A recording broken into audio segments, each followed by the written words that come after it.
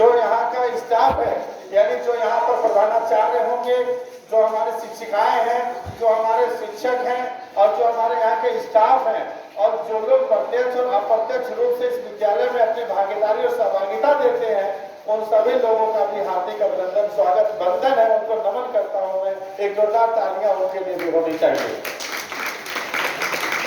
और आज हम लोगों के बीच में ये बच्चे जो सामने दिखाई दे रहे हैं, ये बच्चे जो देश के भविष्य हैं और इन बच्चों के माध्यम से इस विद्यालय पर भरोसा करने वाले और इस विद्यालय के साथ अपने बच्चों का भविष्य देखने वाले, इस विद्यालय के माध्यम से अपने देश का भविष्य देखने वाले, जो हमारे सामने गार्जियन बैठे हैं, जो बच्चों के माता पिता, भाई बहन और अभिभावक गार्जियन बैठे हैं, ये सबसे ज्यादा अनमोल हमारे लिए है, क्योंकि इन्होंने अपने बच्चों के माध्यम से इस विद्यालय पर भरोसा किया है।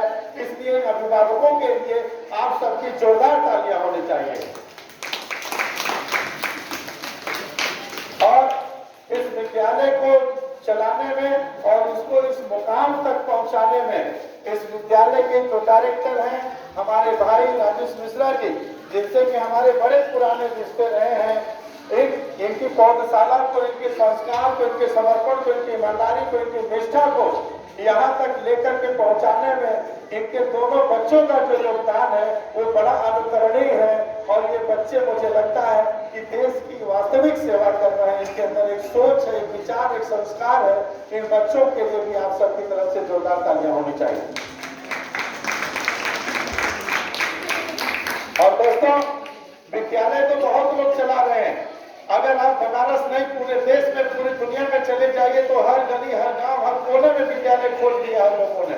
लेकिन महत्वपूर्ण विद्यालय खोलना नहीं होता, महत्वपूर्ण होता है कि विद्यालय किस मकसद से खोला गया है, विद्यालय किस मकसद से चलाया जा रहा है, ये सबसे ज्यादा महत्वपूर्ण चीज होती है। और इसलिए इस विद्यालय को चलाने का जो मकसद है वो मकसद बड़ा पवित्र है और बड़ा ईमानदारी पूर्ण है, क्योंकि इस विद्यालय के अंदर मैं पिछले कई सालों से, दशकों से मैं जुड़ा हुआ हूँ और इस विद्यालय में समय समय पर मैं आता रहता हूँ।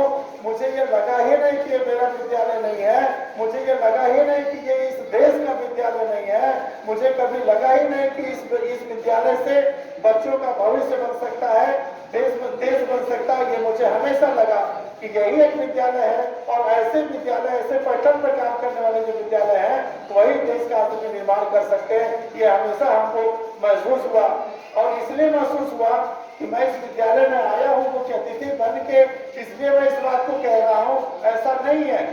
इस विद्यालय की जो गतिविधियां हैं, जो समय समय पर संचालित होती रहती हैं, समय समय पर खेल प्रतियोगिता होती है, आज प्रदर्शनी होती, विज्ञान प्रदर्शनी होती है, सांस्कृतिक कार्यक्रम हुए हैं, बच्चों को एक विद्यालय से दूसरे विद्यालय में लेके जाते हैं, उनको मिक्सअप कराते हैं, संस्कृति से परिचित कराते हैं।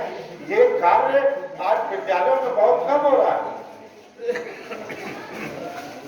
और सबसे बड़ी बात यह है कि अगर इस तरीके की गतिविधि विद्यालयों में नहीं होगी तो बच्चों का संपूर्ण निर्माण नहीं हो सकता। संपूर्ण निर्माण करने के लिए एक विद्यालय परिसर में, विद्यालय परिवार